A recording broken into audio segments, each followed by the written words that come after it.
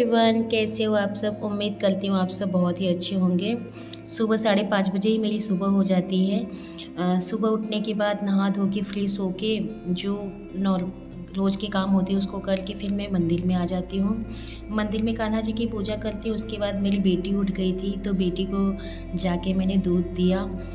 उसको दूध में बॉर्नवीटा डाल के पीती है तो उसको दूध दिया पहले पीने के लिए। उसके बाद फिर कल मैं रात को गाजर का हलवा बनाई थी तो उसमें से थोड़ा सा बचा हुआ था तो उसे गर्म करके मैंने अपने हस्बैंड को और बाकी फैमिली मेम्बर्स को दिया, उन लोगों को सर्व किया खाने के लिए।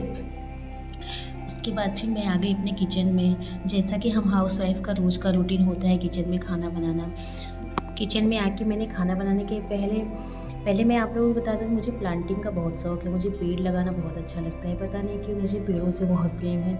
छोटे छोटे किचन गार्डन बनाना या बालकनी में छोटे छोटे गार्डन बनाना मुझे बहुत अच्छा लगता है। तो यहाँ पे मैं सुबह में चाय बना के अपने हस्बैंड को दे दी थी, लेकिन फिर 7 बजे वापस से कुछ लोगों को चाय बाकी थी तो जो लेट से सो के उठते हैं तो फिर से मैंने चाय बनाया और ये मैं चाय रख रही हूँ। इसमें अदरक वगैरह कूट के डाला, चाय बनने के लिए रख दिया था। और इधर मैंने सोचा कि आज मैं जो स्टिक होती है अर्थात सरगवा गांव में बोलते हैं, यहाँ पे सहजन का पेड़ होता है ना, तो उसमें से लंबे लंबे जो होते हैं स्टिक, मैंने उसकी दाल बनाई है। दाल में उसे कट करके छोटे छोटे कट करके डाल के छील के अच्छे से फिर उसकी दाल बनाई है। तो चाय मेरी बन के तैयार हो गई है। चाय सबको सर्व करूँगी पीने के लिए और मैं स्टिक की दाल बनाऊँगी।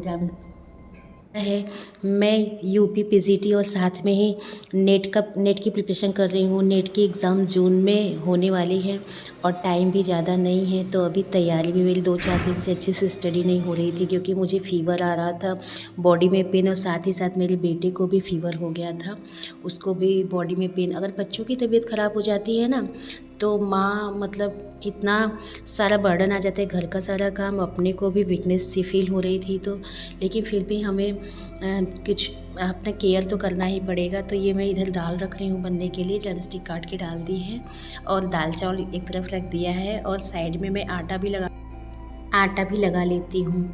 आटा लगाने के बाद फिर रोटियां बनाने रहेंगी। रोटी बना के फिर उसके बाद ऐसा नहीं है कि आप किचन में घुसो तो सारा किचन का काम कंप्लीट करके ही फिर आप स्टडी करने बैठो या कोई और करो। मुझे किचन में इतना लेट क्यों हो जाता है, क्योंकि किचन में थोड़ा सा खाना बनाया, थोड़ा सा काम किया, उसके बाद फिर बच्चे ने आवाज़ दे दी, फिर किसी फैमिली मेम्बर ने आवाज़ दे दी, उनको कुछ देना होता है, कुछ करना होता है, फिर बच्चा रोने लगा, बीच में बच्चे को संभालना। इस वजह से ना उठती तो मैं 5:30 बजे हूँ, लेकिन फिर भी मुझे काम करते करते 10:30, 11, कभी कभी तो 12, 1 भी बज जाते हैं किसी दिन, क्योंकि मेरा बच्चा वो बहुत छोटा है, उसको संभालने वाला कोई है नहीं और उसकी केयर करना मेरी पहली रिस्पॉन्सिबिलिटी है। तो उसमें मेरा टाइम बहुत ज़्यादा निकल जाता है अपने बच्चे में। कभी कभी तो ऐसा सोचती हूँ कि दिन में टाइम नहीं अच्छे से नहीं मिल रहा है तो ऐसा करती हूँ, बच्चे को लेके दिन में सो जाती हूँ और रात का टाइम जब वो सो जाएगा 11 बजे के बाद 11 से 2 या 3 बजे तक स्टडी करूँगी। इसलिए मैं सोच रही हूँ कि रात को स्टडी स्टार्ट करूँगी।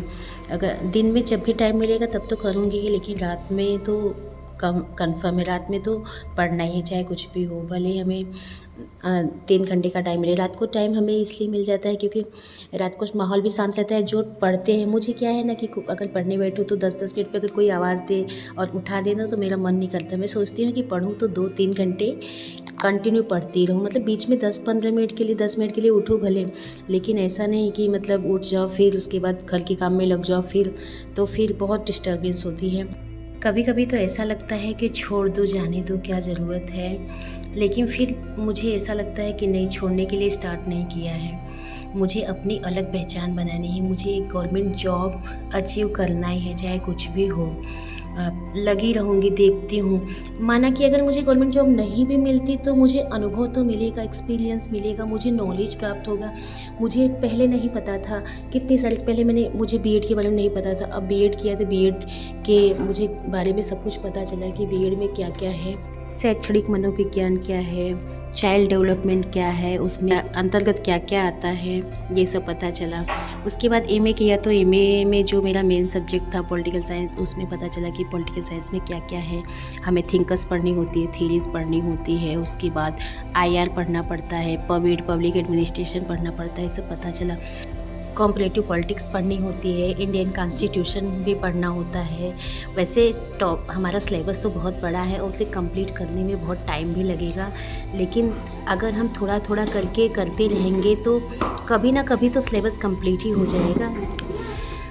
जो लोग फ्री रहते हैं उनके लिए स्टडी करना तो आसान है, लेकिन हम हाउसवाइफ के लिए कि सारे घर के सारे काम, किचन, बर्तन, गैस, घर का काम, बच्चों की सारी रिस्पॉन्सिबिलिटी, फैमिली मेम्बर्स की जो अदर रिस्पॉन्सिबिलिटी होती है उसको निभाते हुए करना बहुत बड़ी बात होती है। लेकिन हमें करना है, चाहे कुछ भी हो जाए। हमें अपने कंफर्ट जोन से बाहर निकलना है, हमें डीमोटिवेट नहीं होना है और लगे रहना है, चाहे कुछ भी हो। मैंने घर का जो काम है उसे कंप्लीट करके उसके बाद अब मेरा बेटा चला गया था वाशरूम में, खुद से ही नहाने लगा। अभी छोटा है 2 साल का, लेकिन उसको हुआ कि मैं खुद ही नहाने चला गया। फिर मैंने उसको नहला के मालिश करके फिर बालकनी साफ़ करके बर्तन, किचन की क्लीनिंग कंप्लीट की। उसके बाद सारा काम कंप्लीट हो गया। अब मैं जाके थोड़ा रेस्ट करूँगी, उसके बाद उठूँगी तो बच्चे को सुला के फिर स्टडी के लिए बैठूँगी। और आगे से मैं सोच रही हूँ कि अपनी स्टडी का जो टाइम है उसको मतलब प्रॉपर टाइमर लगा के पढूँ और आप लोगों को दिखाऊँ। देखती हूँ जो पॉसिबल हो जाएगा तो करूँगी। Thanks for watching.